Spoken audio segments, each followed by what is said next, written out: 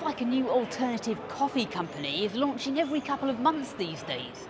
So what is going to distinguish the winners from the losers in this nascent space? So at Koppie, we're basically trying to save your coffee ritual and save it from the havoc that global warming will cause on supply. And at the same time, how we do that, it's through a patented fermentation technology, fermenting local pulses, and then you can actually roast them, grind them, brew them, plug and play on any coffee equipment that people are already using. It can be cheaper, it tastes amazing, very similar to coffee, so it works perfectly in a hybrid. And of course, you have all the sustainability benefits. So 80% less CO2, 90% less water use, and 60% less land use. Currently, we're very focused on B2B, and that's definitely our key concern and what will be remaining down the line. However, we are open to doing a small B2C check as well, which would be more with coffee bars, etc. We're also open to the idea of more sustainable local products. So that's something we're looking to do early next year probably, but B2B still remains the largest focus of our business.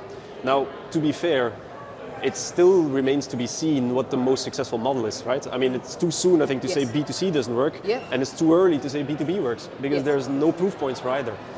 So let's see where the market takes us. We are seeing some traction on B2B that we think is healthy and that is going to lead somewhere.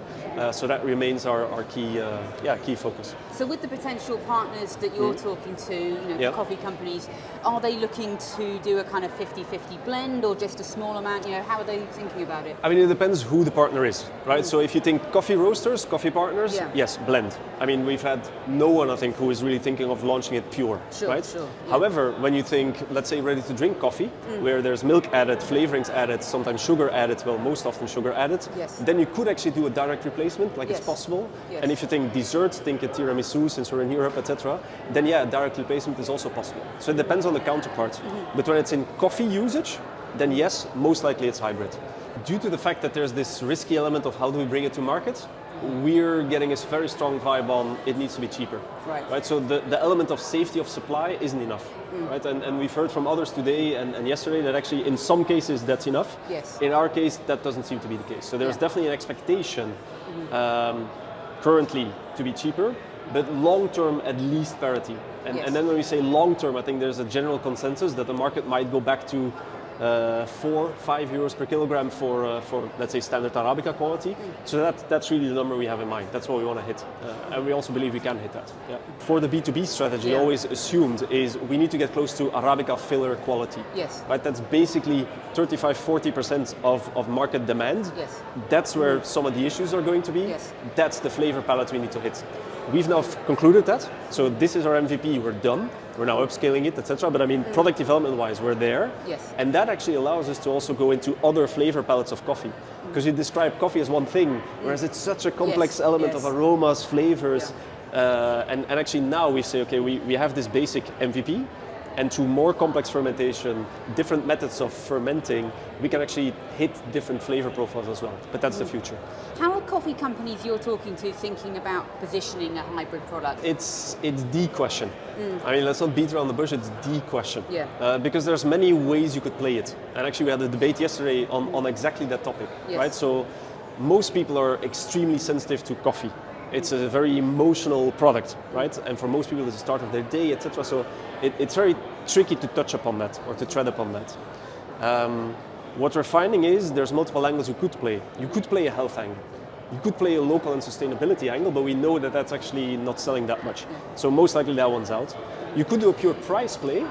However, that existed in the past, right? So I mean, in Europe, coffee alternatives are a big business. It's actually, according to our estimates, like a 300 million business that exists, which are typically cheaper than coffee already. So if you're going to use our product to cheapen your range, you're again signaling this is a bad product. We don't think it is. Actually, that's the novelty. We are now finally at a stage where through our technology we have a coffee alternative that is super close. So then discounting it also doesn't do justice to it. So I think how we bring it to the consumer is going to be, that's the question. And that's also how we select our partners. I think what makes us unique is indeed not necessarily fermentation, because there's others in that field using that, but it's really fermenting that creates a bean. And that's essential, because that makes it so easy down the line. In fact, we're in conversations with coffee roasters trying to sell them the unroasted product. And then it becomes theirs.